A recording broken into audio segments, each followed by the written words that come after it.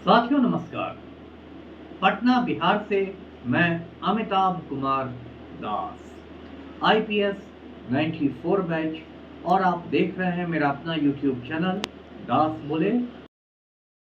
क्योंकि जब बुज़दिलों ने मुंह में दही जमा लिया हो तो दास का बिंदास बोलना जरूरी हो जाता है। साथियों, भोजपुरी सिनेमा के पावर स्टार पवन सिंह ने अपनी बीवी पर इतने जुल्मों सितम किए हैं कि बेचारी जान देने की सोचने लगी है। बीवी का नाम है ज्योति सिंह और ये वीडियो आप आखिर तक दिल थाम कर देखिए। साथियों, पवन सिंह को भोजपुरी सिनेमा का पावर स्टार कहा जाता है। वे गायक भी हैं और नायक भी हैं। उनका एक गीत बहुत मकबूल हुआ था, जब लगावे लू लिपस्टिक हिलेला सारा डिस्ट्रिक्ट। पवन सिंह जब कुछ पॉपुलर हो गए तो उन्हें राजनीति की खुजली हो गई और वो सियासत में आ गए। बीजेपी में आकर वरिष्ठ राम भक्त बन गए। पिछले साल जब लोकसभा चुनाव हुए तो पवन सिंह को बीजेपी ने पश्चिम बंगाल के आसनसोल से टिकट दिया, लेकिन उसके बाद विवाद खड़ा हो गया। तृणमूल कांग्रेस ने इल्जाम लगाया कि पवन सिंह ने अपने गीतों में, भोजपुरी गीतों में, बंगाली महिलाओं के प्रति अभद्र बातें कही हैं। उन्होंने एक गीत गाया है, बंगाल से लाइव सौतनिया। उन्होंने बंगाली लेडीज को माल कहा है, वगैरह वगैरह। अब बीजेपी वाले घबरा गए कि पवन सिंह के चक्कर में बंगाल में भाजपा का नुकसान हो जाएगा, तो पवन सिंह से आसनसोल का टिकट वापस ले लिया गया। उसके बाद पवन सिंह ने हाथ पैर मारे आरा सीट से टिकट लेने का, क्योंकि आरा में भी राजपूत मतदाताओं की तादाद अच्छी खासी है। लेकिन पवन सिंह की दाल आरा में भी नहीं गली। तब वे निर्दलीय उम्मीदवार बनके, आजाद उम्मीदवार बनकर काराकाट से खड़े हो गए। काराकाट में बीजेपी राष्ट्रीय लोक मोर्चा को सपोर्ट कर रही थी और उसके उम्मीदवार थे उपेंद्र कुशवाहा। तो बीजेपी ने पवन सिंह को पार्टी से बाहर निकाल दिया।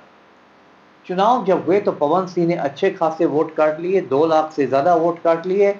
खुद तो नहीं जीत सका, लेकिन उपेंद्र कुशवाहा का भट्ठा बैठ गया। उपेंद्र कुशवाहा तीसरे नंबर पर चले गए।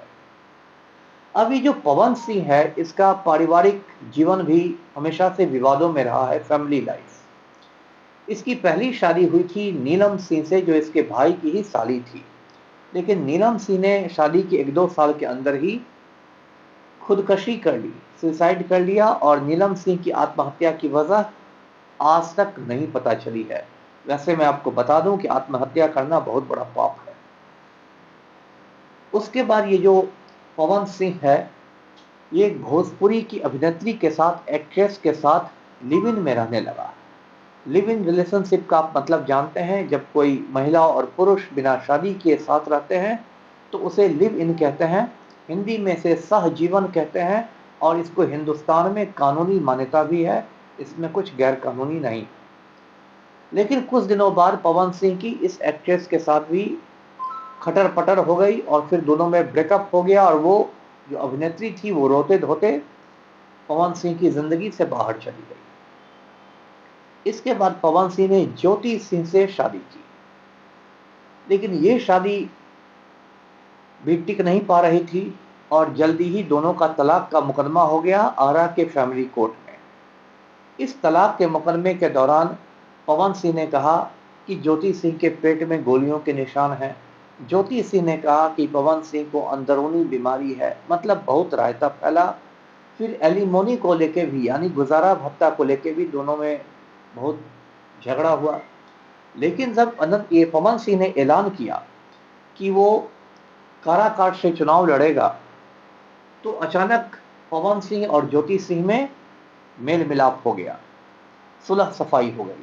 और उसके बाद ज्योति सिंह ने बिल्कुल पतिव्रता भारतीय नारी की तरह सर पर पल्लू रख के ये पवन सिंह का प्रचार किया और लगा कि अब दोनों के बीच सब कुछ ठीक हो गया। लेकिन ये जो पवन सिंह है, ये आप क्या कहूं मैं, अपनी आदत से मजबूर है। जब कराकाट में चुनाव हो गया तो ये पवन सिंह फिर ज्योति सिंह से दूरी बनाने लगा। बीच में एक अजीबोगरीब वीडियो वायरल हुआ कि कुंभ मेला में ज्योति सिंह गई थी अपने पाप धोने के लिए, और वो पवन सिंह की तस्वीर लेकर डुबकी मार रही थी। लोगों को ये बात बड़ी अटपटी लगी कि पवन सिंह कोई स्वर्गीय पति तो नहीं है कि इसकी तस्वीर लेनी पड़ी हो, और यदि पवन सिंह आपके साथ नहीं आया तो फिर तस्वीर लेने की क्या जरूरत थी। लेकिन ज्योति सिंह ने ऐसा कहा, कुछ लोगों ने इसको नौटंकी की भी संज्ञा दी, मैं भी इसको नौटंकी ही मानता हूं। इसी बीच सोशल मीडिया पर यह चर्चा हुई कि पवन सिंह तीसरी शादी की तैयारी कर रहा है। अब देखिए, कल ज्योति सिंह ने अपने इंस्टाग्राम पर एक लंबा चौड़ा पोस्ट किया है जो बहुत सुर्खियों में है। वो पोस्ट क्या है, एक खत है, एक चिट्ठी है पवन सिंह के नाम। उसमें ज्योति सिंह ने लिखा है कि मैं बार बार आपसे मिलना चाहती हूँ, आप मुझसे मिलते नहीं है। मैं लखनऊ गई, आप मुझसे नहीं मिले। जब आप छठ के दौरान डेहरी आए तो मैं आपसे मिलने गई, लेकिन आप नहीं मिले।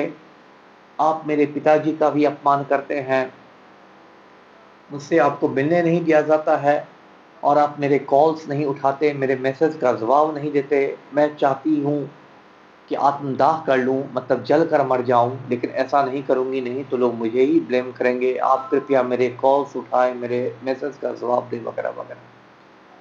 अब ये बड़े शर्म की बात है कि किसी की वाइफ को, अपने शौहर को इस तरह की बात इंस्टाग्राम पर सार्वजनिक तौर पर लिखना पड़े, और शौहर उसका कॉल नहीं उठा रहा हो और उसका टेक्स्ट नहीं उठा रहा हो। अब बीच में पवन सिंह का एक वीडियो भी वायरल हो रहा है जिसमें वो एक एक्ट्रेस है अंजलि राघव, उसकी कमर में गुदगुदी लगा रहा है, और लगता है कि पवन सिंह को विश्वास है कि किसी औरत की कमर में गुदगुदी लगा के ही भारतवर्ष को विश्व गुरु बनाया जा सकता है।